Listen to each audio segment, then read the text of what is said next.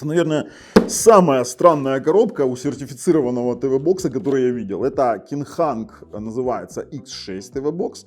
В принципе, здесь, конечно, вот так вот написано, что там есть Netflix, Prime Video, Disney. Они действительно есть, просто коробка какая-то уродская на самом-то деле. Но очень интересный момент. Многие мне написали про нее на фоне того, что был такой ТВ-бокс, как Kinghang G1, который, ну, действительно был один из топчиков. Да, там iMlogic S905X4, полноценный, и с Netflix, и Dolby Vision, и говорят, так вот же замена, тот уже не производят, а его действительно не производят. А на самом деле не все так просто. Я заказал, получил. А вот, кстати, он как выглядит. Выглядит неплохо. Здесь даже пленочка сверху, ну, сейчас вот так вот. Ага, тут еще пленка приклеена. Она прям не то, что сверху, она прям приклеена. Ну ладно. Слушайте, шершавый, прикольный. И скажу сразу, смотрите. У нас есть LAN RJ45 на 100 мегабит, HDMI, вход DC. Есть два USB 2.0, microSD карты. Нет у нас, допустим, того же самого оптического SPDIF для вывода многоканального звука. Но есть вот такой вот пульт, в котором можно управлять инфракрасными опциями, да, там все как бы красиво, все намекает на то, что сертификат может удастся с учетом предыдущего опыта выпуска Kinghang G1. Но не тут-то было. Когда я его включил, это iMlogic S905Y4 на Android 11. Это платформа ZMC, а я думал, что это вот клон Kikpi KP1, да, которая платформы SAI Robotics. И вот смотрю, вроде бы характеристики практически одинаковые, но нет, здесь 2/16, мы это еще потом все сравним. 2/16 и Wi-Fi. А знаете, почему я про Wi-Fi говорю? Потому что Wi-Fi посредственный, постоянный HDR. У нас, хотя есть HDR 10+, но, блин, какого черта он постоянный HDR? А что с автофреймрейтом? Автофреймрейта нет. Но давайте вот уже будем честными. Если вы думаете, что я сейчас там пытаюсь наговорить и там выбелить как-то, допустим, тот же самый Kikpi KP1, ну нет. Давайте мы сейчас с вами перейдем. Я вам покажу, сколько он стоит. А стоит он действительно копейки, $34 на момент съемки этого видео. И уже в самих результатах теста, вот именно в процессе тестирования, вы сами все поймете, потому что рассказывать можно много, но наглядно будет, наверное, понятно, да? Поэтому подписываемся, нажимаем колокольчик, ссылки в описании под видео, а мы переходим. Технозон.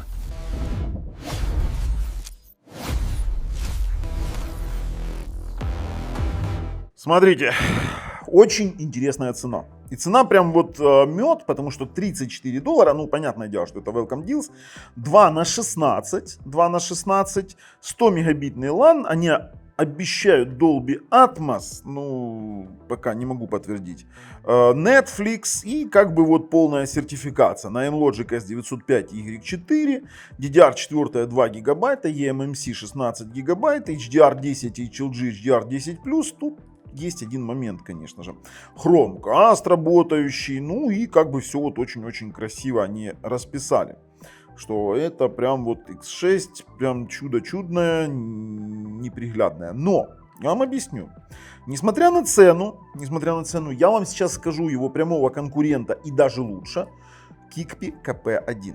Хотя Kikpi чуть-чуть дороже, но разницу вы сейчас в обзоре прям прочувствуете. Вот советую досмотреть до конца. Он будет не сильно большой обзор. Если вы вот все-таки решите Kikpi, то ссылка в описании под видео и на X6, и на, допустим, этот самый Kikpi KP1. Хотя вот этот вот X6, он имеет право на жизнь. Но в каком варианте тоже скажу в конце видео. А если вы не знаете, где купить это в Украине, то, пожалуйста, в Украине можно Kikpi KP1 купить с официальной гарантией 12 месяцев и еще и получить подарок, там, подписок и очень много бонусов. Короче, при этом у нас на сайте. Но мы сейчас не про Kikpi, вообще не про Kikpi. Пошли на ТВ-приставку. Та-дам! Android TV. Прям шикарно, что это Android TV классический, в котором можно перемещать вот эти вот каналы рекомендаций, как мы видим, да, мы можем с вами удалить, допустим, каналы там рекламные, все это, ну, действительно хорошо работает. Интерфейс работает отлично, мягко, то есть никаких у нас моментов нет. И сразу я иду в AIDA 64, потому что вот если посмотреть в AIDA 64 Haco Pro, то у нас это прям вот копия Kikpi KP1. Два, ну тут, да, правда, в Kikpi KP1 памяти 32. Вот я вам сразу говорю разницу. Почему? Чтобы вы понимали, насколько Kikpi интереснее. Смотрите, 2 на 16 в Kikpi KP1, 2 на 32. Теперь дальше. Центральный процессор тот же самый. Все работает то же самое. Logic S905Y4 это 4 ядра Cortex A35 энергоэффективных по 2 ГГц. Mali G31 адаптер видео, то же самое. Сеть. Тут уж мы будем тестировать, что лучше. Сейчас он подключен на 5 ГГц. Надо просто-напросто потестировать и понять. Он сейчас на Android 11, извините меня, Kikpi базово на 12. И там планируется, не планируется обновление на 14. И будем надеяться, что есть. Но тут они застряли чуть-чуть. И температура, доступа к температуре нет. Поэтому как бы мы ее проверять не будем. Хотя это в принципе сертифицированный ТВ-бокс. Но что сразу делаем? Сразу мы идем в Vimeo Media Player. Идем в опции, в диагностику и видим, что здесь нет никакого автофреймрейта. Но можно запустить автофреймрейт через TV Quick Action. Да, приложение, которое позволяет это сделать. Тут как бы вопросов нет. Теперь идем дальше в настройки. Экран и звук. И как бы у меня тут сразу же момент. А где же адаптивный HDR? И да, ребята, HDR здесь постоянный. И адаптивно он переключается либо в HDR10, либо в HLG. Вернее, переключается в HDR10+, либо в HLG, что, в принципе, мы подтверждаем. То есть, есть такое дело. В Kikpi KP1 есть конкретно адаптивный HDR и автофреймрейт от Google. Тут вот это вот разница, там не нужно с этим морочиться. И там тоже Android TV, и памяти именно хранилища больше. В расширенных настройках звука вообще ничего нет, да и в принципе сами по себе настройки, они куцые, то есть тут вы не найдете каких-то там суперовых моментов. Но вы можете найти, допустим, управление дополнительными устройствами через пульт, телевизор, саундбар, либо AV ресивер, и тут как бы все, ну, в принципе, стандартно и хорошо работает. Как, в принципе, и голосовой поиск, он в принципе есть, но как он работает? Он сейчас будет нам включать и пробовать. Ну давайте, Google Ассистент, показать больше, разрешить. Далее подписаться. Без этого голосовой поиск сейчас в ТВ-боксах не работает, да и то как работает. Работает внутри приложения нормально. Ну давайте. Фильм «Черкасы». Вот, пожалуйста, это как рекламная обложка работает, не более. Поэтому есть как есть. Зато внутри приложений, конечно же, все сработает. И работает это сейчас одинаково практически на всех ТВ-боксах. То есть, если я здесь голосовым поиском буду формировать какой-то запрос, канал Технозон. Вот, пожалуйста, у нас все находит. То есть в YouTube тоже вопросов нет. Ну, кстати, если мы уже в YouTube, давайте сразу же проверять нашу работу ТВ-бокса по полной программе. Я вам объясняю. Если мы пойдем с вами на, допустим, видео с HLG, у нас происходит нормальное переключение на HLG. Сейчас я включу, в принципе, диагностику. Давайте сейчас мы включим диагностическое окошко. Да, блин. Статистику для сисадминов выберем максимальное качество 4К 60 FPS.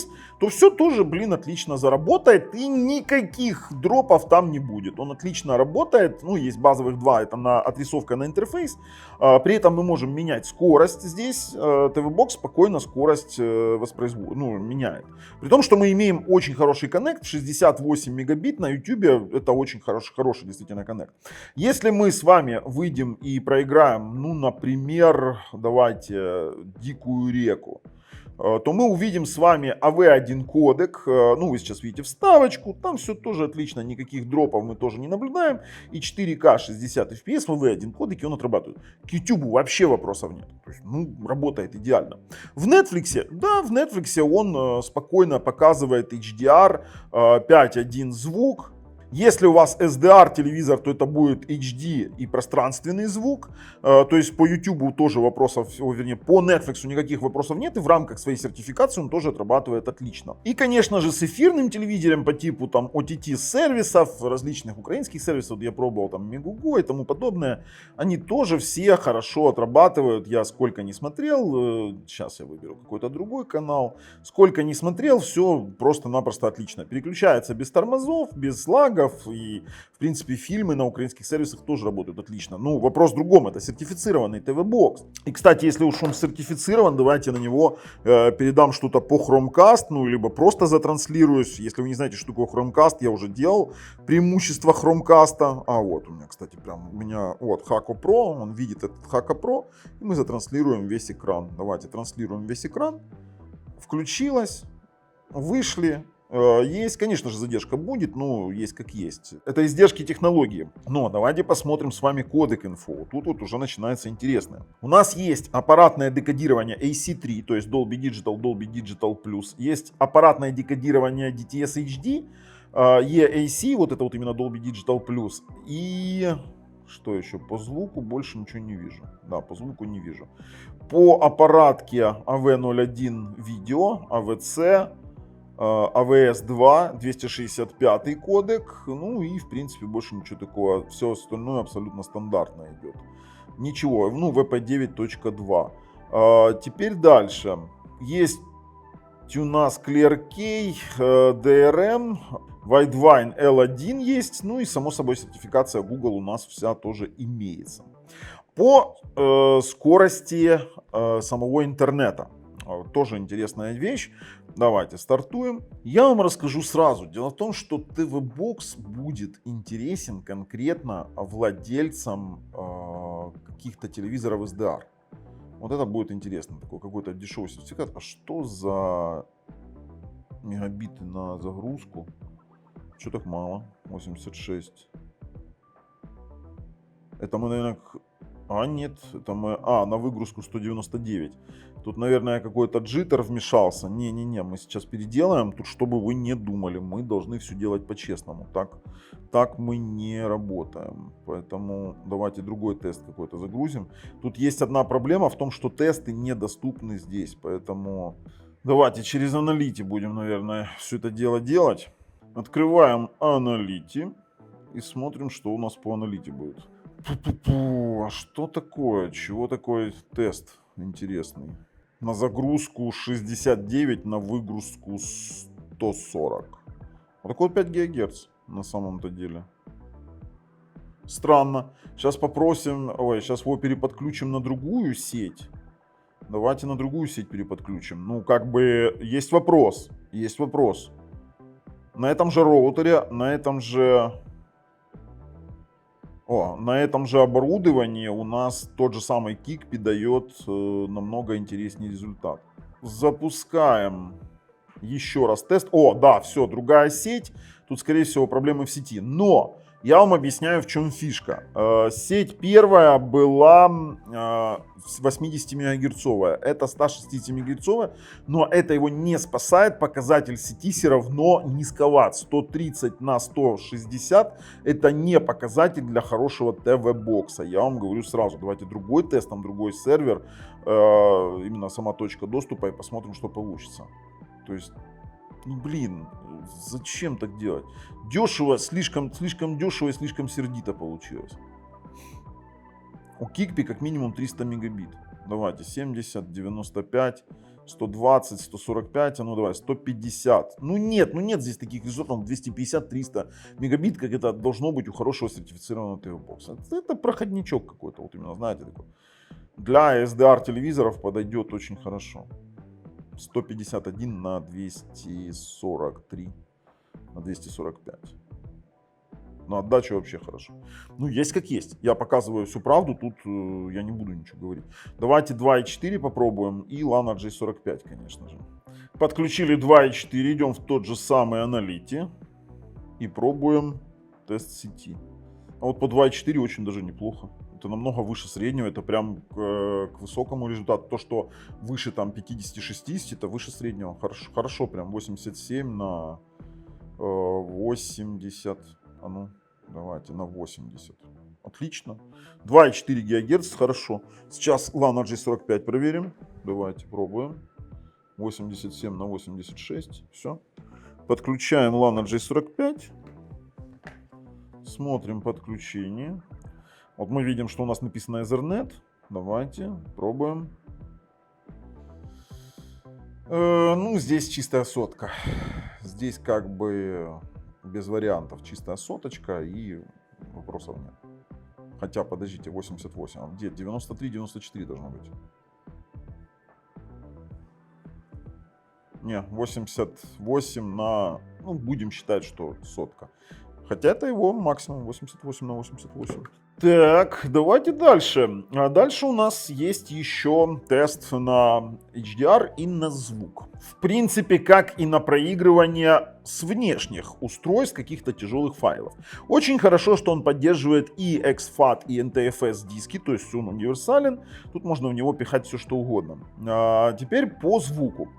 Первое, что хочу вам сказать, Dolby Digital Plus действительно есть как в Netflix, так и в, допустим, в произведении с внешних устройств. Dolby True HD у нас транскодируется в Dolby Digital простой, даже не в Dolby Digital Plus, это чтобы вы понимали. DTS нет никакого, хотя и HD Master Audio написано, сколько мы не морочились, DTS не получили в пробросе. К сожалению, есть как есть, и декодинг у нас тут тоже не сработал, нет. На HDR10+, HDR10+, в нем действительно есть, мы подтверждаем, все на вставочке вы увидите. AV1 кодек тоже спокойно заводится с внешних устройств, тут как бы вопросов нет. И, конечно же, допустим, тот же самый LG New York 4K работает отлично, без вопросов, без тормозов, но он конкретно изначально в HDR10 идет, тут вообще вопросов с внешнего диска нет. То есть TV-Box адекватно работает. И что мы имеем в сухом остатке? Мы имеем с вами TV-Box, который хуже, чем Kikpi KP1. Изначально нет автофреймрейта, нет ничего такого, нет каких-то моментов, допустим, адаптивного HDR, и это расстраивает. И немножко устаревшая здесь версия Android. Для SDR телевизоров подойдет, для Samsung даже подойдет, если вы готовы не терпеть SDR, вернее терпеть отсутствие адаптивного HDR. Давайте попробуем с вами поиграть, конечно же, поиграть надо, как один Rapid GP запущу, покажу, что здесь работает. iMlogic S905Y4, в принципе, в какие-то базовые Android TV игры можно поиграть. Использую, кстати, геймпад GameSear Tarantula. Леночка, кинь, пожалуйста, ребятам ссылочку в описании под видео для GameSear Tarantula, потому что геймпад просто прям топовый. Так, давайте стартуем. Так, стартуем начало. Восстановить, у меня там 5 уровня сохранения есть. И да, здесь можно, конечно же, поиграть, поэтому давайте закончим обучение. Давайте, поехали. Можно поиграть, и достаточно тяжелые игры, вот такие вот именно Android TV игры. Там, давайте закончить обучение, все, поехали. Здесь брызги и все остальное. И Асфальт 8 она тоже потянет без вопросов, но рассчитывать на какой-то серьезный гейминг я вам точно тут не советую. Да, вообще играть на ТВ-боксах это какой-то себе на текущий момент мувитон, да, там, возможно еще в какой-то там GeForce Now можно поиграть, но Android TV игры такое себе. Хотя я играю, я вам скажу, я играю в Xenoverse, я играю в Space Marshals, играю в такого типа игры, чисто разгрузить голову. Достаточно можно интересно провести детям время. Там Beach Buggy Racing. Почему ребенку не поиграть? Достаточно известная, хорошая игра. Давайте так, пройдем и сделаем выводы. В качестве выводов скажу, могу ли я его рекомендовать? Да почему не могу? Netflix работает, работает. YouTubeчик работает, работает. Да и стриминговые сервисы практически все работают, потому что это полный сертификат. За такие деньги вполне нормальный вариант. Брал бы я его, допустим, за такие деньги, допустим, Xiaomi Mi Box S, вернее, Xiaomi TV Box S третьей генерации, он не намного дороже. А работает поинтереснее, потому что и Dolby Vision есть, и DTS полноценный, которого здесь, кстати, нет.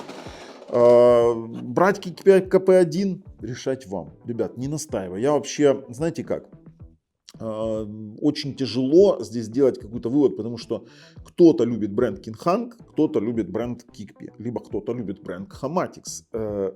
Существует этих брендов очень много. Я бы для себя никогда бы такой TV-бокс не взял. Слишком урезанный, слишком много, но хотя цена в принципе способна компенсировать все. Работает ли он? Работает. Тормозит? Нет, не тормозит. Работают ли все стриминговые сервисы? Работают. Но есть ТВ-боксы получше. Чуть-чуть дороже, но намного получше. С вами был Бабл на канале Технозон. Пока.